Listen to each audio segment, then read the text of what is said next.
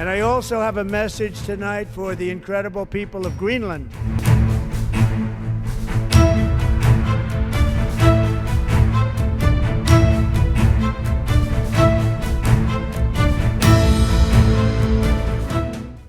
Greenland விவகாரத்தில் அமெரிக்காவுக்கு ஆதரவாக ரஷ்ய அதிபர் ட்ரம்ப் பேசியுள்ளது ஐரோப்பிய நாடுகளை அதிர்ச்சியடைய வைத்துள்ளது. அமெரிக்க அதிபராக ட்ரம்ப் பொறுப்பேற்ற பின்னர் பல்வேறு அதிரடி நடவடிக்கைகளை எடுத்து வருகிறார். கனடாவை அமெரிக்க மாகாணமாக்க வேண்டும் என்ற எச்சரிக்கை, வெனிசுலா அதிபர் மதுரோவை கைது செய்தது, பல்வேறு நாடுகள் மீது கூடுதல் வரி விதிப்பு என ட்ரம்ப் அதிரடி காட்டி வந்தார். அதேபோல நேட்டோ அமைப்புக்கு அதன் உறுப்பு நாடுகள் அதிகம் நிதி ஒதுக்க வேண்டும் என்றும், ஐரோப்பிய நாடுகள் தங்கள் பாதுகாப்பு பட்ஜெட்டை அதிகரிக்க வேண்டும் என்றும் கூறி வந்தார். அதனைத் தொடர்ந்து தற்போது நேட்டோ அமைப்பையே உடைக்கும் செயலில் அவர் இறங்கியுள்ளார். நேட்டோ நாடான டென்மார்க்குக்கு சொந்தமான கிரீன்லாந்தை அமெரிக்காவுக்கு விற்பனை செய்ய வேண்டும் என்று அவர் தொடர்ந்து கூறி வருகிறார். மேலும் அதற்கு டென்மார்க் ஒப்புக்கொள்ளாவிட்டால் ராணுவ ரீதியில் கிரீன்லாந்தை அடைவேன் என்றும் ட்ரம்ப் பேசி வருகிறார். ட்ரம்பின் இந்த அறிவிப்புக்கு நேட்டோ அமைப்பில் உறுப்பினராக உள்ள ஐரோப்பிய நாடுகளே கடும் கண்டனம் தெரிவித்து வருகின்றன. இத்தகைய சூழலில் ரஷ்ய அதிபர் புதின் கிரீன்லாந்து குறித்தும் அமெரிக்கா குறித்தும் பேசியுள்ளது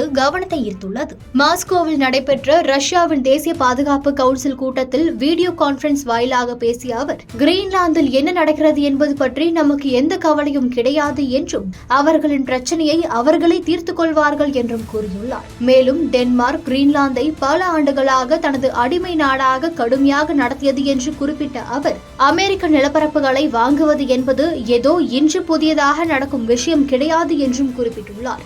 1917ஆம் ஆண்டில் டென்மார்க்கிடமிருந்து விர்ஜின் தீவுகளை அமெரிக்கா வாங்கியது என்றும், அதற்கும் முன்னதாக 1867ஆம் ஆண்டு ரஷ்யாவிடமிருந்து அலாஸ்காவை அமெரிக்கா வாங்கியது என்றும் கூறியுள்ளார். டென்மார்க் கிரீன்லாந்தை அடிமை நாடாக நடத்தியது என்றும், அமெரிக்க நிலப்பரப்புகளை வாங்குவது புதிதல்ல என்றும் அவர் கூறியுள்ளது அமெரிக்காவுக்கு ஆதரவான கருத்தாக பார்க்கப்படுகிறது. கடந்த சில மாதங்களாக அமெரிக்க அதிபர் ட்ரம்ப் மற்றும் ரஷ்ய அதிபர் புதின் ஆகியோர் நெருங்கி வருவது முக்கியத்துவம் வாய்ந்த நிகழ்வாக பார்க்கப்படுகிறது.